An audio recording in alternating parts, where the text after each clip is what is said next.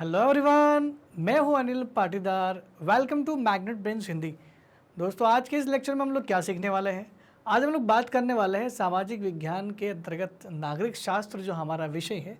नागरिक शास्त्र में हम लोगों ने चैप्टर नंबर 8 शुरू किया था, जिसका नाम था हाशियाकरण की समझ, हाशियाकरण से निपटना। हाशियाकरण की समझ चैप्टर नंबर 7 है और हाशियाकरण से निपटना चैप्टर नंबर 8 है। चैप्टर नंबर 8 का जो टॉपिक आज हम लोग पढ़ने वाले उसका नाम है, उस कानून का नाम है जिसका नाम है अनुसूचित जाति और जनजाति अत्याचार निवारण अधिनियम 1989। तो आज हम लोग बात करेंगे, खास बात करेंगे कि इस अधिनियम में से क्या खास बात है, क्या कारण था कि इस अधिनियम को लाना क्यों पड़ा, सरकार पर क्या दबाव था। तो ये अधिनियम के बारे में जो भी चीज़ें आपकी एनसीईआरटी में दी गई है, सारी हम लोग चर्चा कर लेते हैं, क्यों महत्वपूर्ण है। सबसे पहली बात कि अधिनियम जो है वो कब बनाया गया। तो अधिनियम जो बनाया गया था वो 1989 में फ्रेम किया गया था। क्यों बनाया गया था? क्योंकि दलित व अन्य समुदाय की मांग थी बहुत ज़्यादा। वो लगातार मांग कर रहे थे समानता की। वो मांग कर रहे थे कि हमें औरों की तरह समान रखा जाए, हम लोग वैसे नहीं रह सकते, हमारे साथ दुर्व्यवहार किया जा रहा है।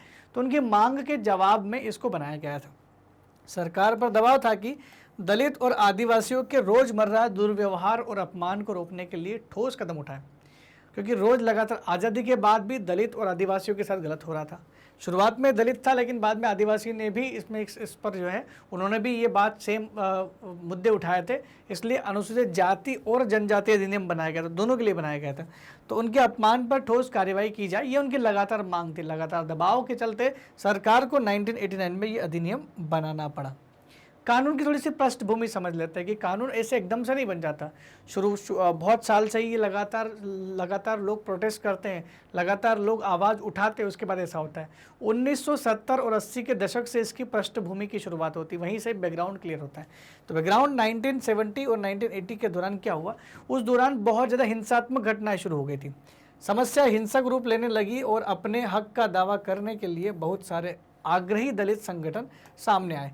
पहले तक ये था कि 1970 से पहले तक ये था कि जो दलित आदिवासी लोग थे वो उच्च जातियों के द्वारा होने वाला अत्याचार को नियति समझ करके वो काम चला रहे थे। लेकिन धीरे धीरे जैसे ही एजुकेशन आया, जैसे जैसे साक्षरता आई, जागरूकता आई, दलित समुदाय के लोगों ने अपनी आवाज़ उठा करके विरोध करना शुरू कर दिया कि जो जाति के आधार पर हमारे ऊपर जो कलंक लगाया गया है, जाति के आधार पर जो मेला ढोने की प्रथा है, जाति के आधार पर जो हमें जो काम दिए गए हैं वो हम काम नहीं करेंगे, हम अपने दायित्व का बिल्कुल निर्वाह नहीं करेंगे, हम पढ़ेंगे लिखेंगे और जॉब्स करेंगे।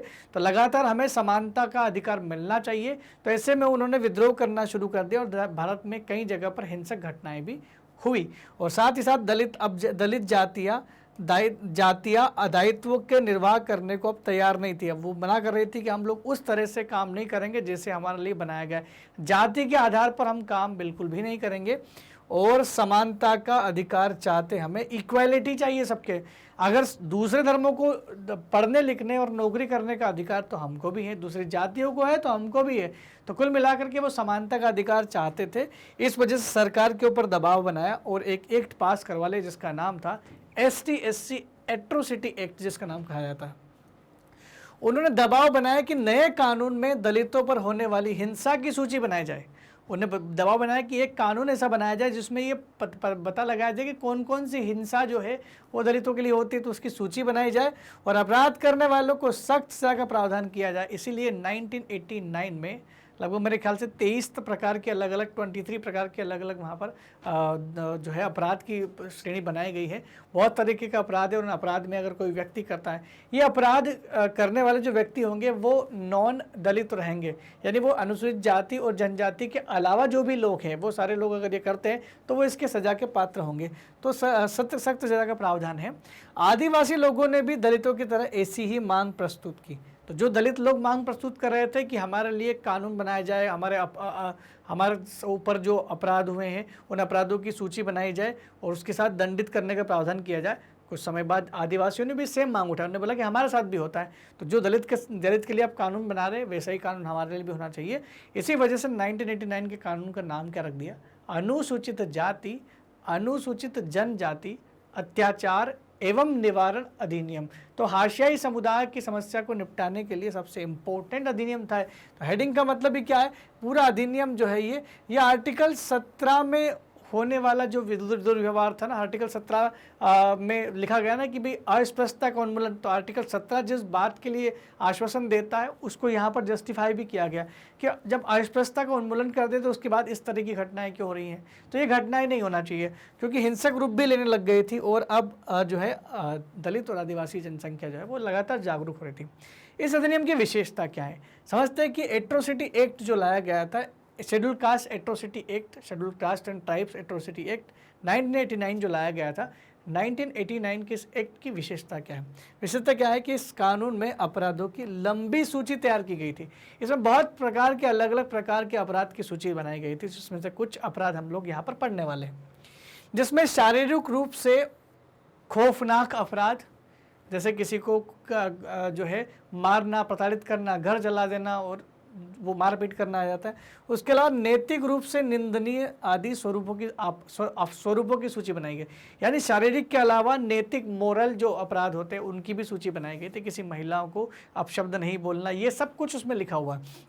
अब क्या है क्या नहीं ये पढ़ते हैं। पहला है, अनुसूचित जाति और अनुसूचित जनजाति के किसी व्यक्ति को कोई दूसरा व्यक्ति जो अनुसूचित जाति और जनजाति का नहीं है, अखाद्य यानी जो खाने योग्य ना हो या गंदा पदार्थ पीने या खाने पर मजबूर करता है। अगर मान लो कि अनुसूचित जाति या जनजाति के व्यक्ति कोई ऐसी चीज़ खाना नहीं चाहता जो गंदी हो या जैसे खाने योग्य नहीं है, अब उसे ज़बरदस्ती उसे खाने के लिए मजबूर करता है अगर कोई व्यक्ति, तो बिल्कुल वो सज़ा का पात्र होगा।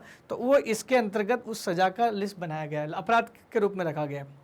दूसरा बोलता है कि यदि अनुसूचित जाति या अनुसूचित जनजाति के किसी व्यक्ति को नंगा करते हैं या उसे नग्न अवस्था में गांव में घुमाया जाए या उसके चेहरे पर रंग लगाया जाए या कालिख पोत दिया जाए, ऐसा कोई भी कृत्य कोई व्यक्ति करता है तो यह मानवीय प्रतिष्ठा के अनुरूप नहीं है, जो उसकी इज्जत को खराब कर रहा है, जो कहीं ना कहीं मान सम्मान को खराब कर रहा है, तो ऐसे किसी भी कृत्य को सजा के अंतर्गत रखा गया है। तो ये दो तो हमने यहाँ एग्जाम्पल के तौर पे समझे। इसमें बहुत सारे अपराधों की सूची है। किसी व्यक्ति को गांव में जुलूस निकालने से मना करना, शादी पर घोड़ी में पर बैठने से रोकने के लिए यहाँ पर अपराध बना गया है, शेरवानी पहनने का अधिकार बनाया गया। बहुत सारे अधिकार लिखे दोस्तों इसमें, क्योंकि एक्चुअल में गांव में ऐसा पहले गांव में शहरों में भी देखने को मिलता था। पहले अनुसूचित जाति और जनजाति के लिए जो भेदभाव था वो बहुत ज़्यादा बढ़ गया था। उसको रोकने के लिए यह अधिनियम बहुत ही बड़ा कारगर एक देखा जाए तो ढाल सिद्ध हुआ है, और कहीं ना कहीं बहुत ज़्यादा इनने अत्याचार को रोका है। तो दो एग्जाम्पल हमने समझे यहाँ पर कि कोई ऐसा व्यक्ति जो किसी अनुसूचित जाति या जनजाति के व्यक्ति को अखाद्य चीज़ खाने के लिए मजबूर करता है, या किसी व्यक्ति को नग्न अवस्था में गांव में घुमाया जाता है, उसके मुंह पर कालिख पोत दी जाती है, जूतों की माला पहनाई जाती है, ये भी लिखा हुआ उसमें। तो ऐसा अगर होता है तो उसको इसके अंतर्गत सजा अपराध समझा जाएगा। इसमें ऐसे कृत्यों की सूची भी है जिसमें दलित और आदिवासियों को वंचित किया गया हो।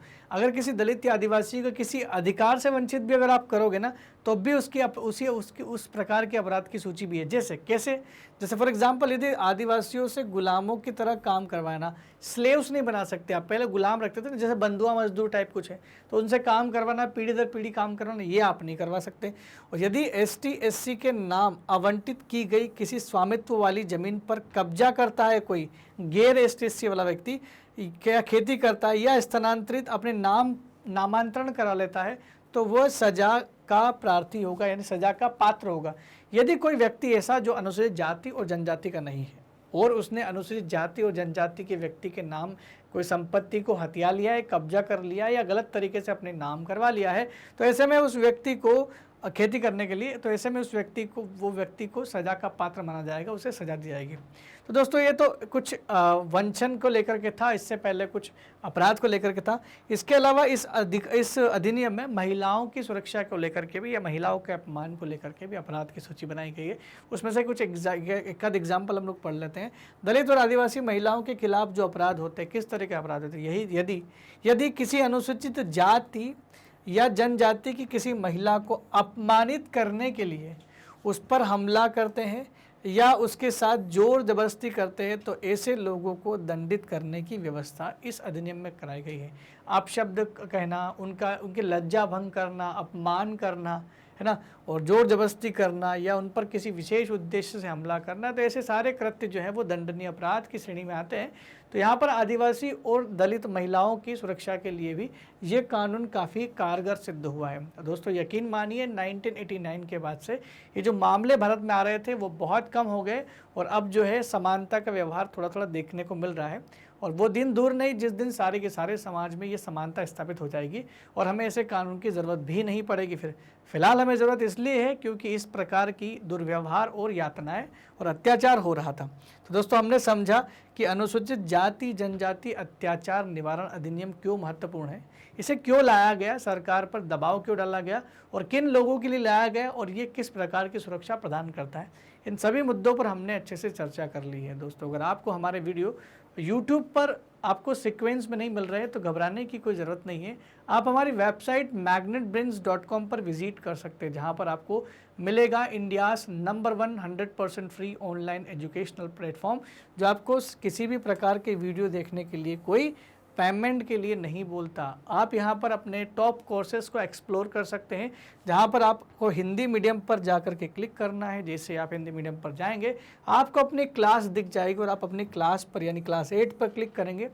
जैसे ही आप अपनी क्लास 8 पर क्लिक करेंगे वैसे ही आपके सामने क्लास 8 के जितने भी टीचर आपको पढ़ाने वाले हैं वो सारों के नाम और सब्जेक्ट वाइज डिस्क्रिप्शन मिल जाएगा। अगर आपको करना क्या है, अब आपको ये करना है कि हर एक टीचर के नीचे लिखा हुआ है वॉच नाउ। फर्ज करो कि आप सामाजिक विज्ञान पढ़ना चाहते हो तो आपको वॉच नाउ पर क्लिक करना पड़ेगा। जैसे ही आप वॉच नाउ पर क्लिक करते हो आपके सामने एक दूसरी विंडो ओपन हो जाती है, जिसमें आपको क्या देखना है, आपको सबसे नीचे देखना है वॉच चैप्टर वाइज वीडियो, जहाँ पर अलग अलग चैप्टर के नाम दिए गए हैं और इसमें कॉन्सेप्ट भी दिए गए हैं। जो भी हम लोगों ने पढ़ा है वो सब इसमें मिल जाएगा आपको और आप यहाँ से क्लिक करके सीधे वीडियो पर जा सकते हैं और आप आसानी से अपना वीडियो देख सकते हैं।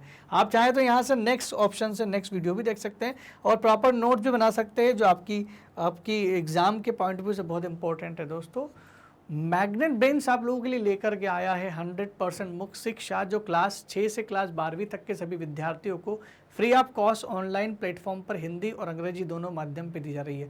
दोस्तों अगर आपको हमारे वीडियो बहुत ही अच्छे लग रहे हैं तो कमेंट सेक्शन में अपने अनुभव जरूर शेयर करें। साथ ही हमारे वीडियो को, हमारे चैनल को लाइक शेयर और सब्सक्राइब करना बिल्कुल भी ना भूलें। तब तक के लिए दोस्तों धन्यवाद। Thank you very much.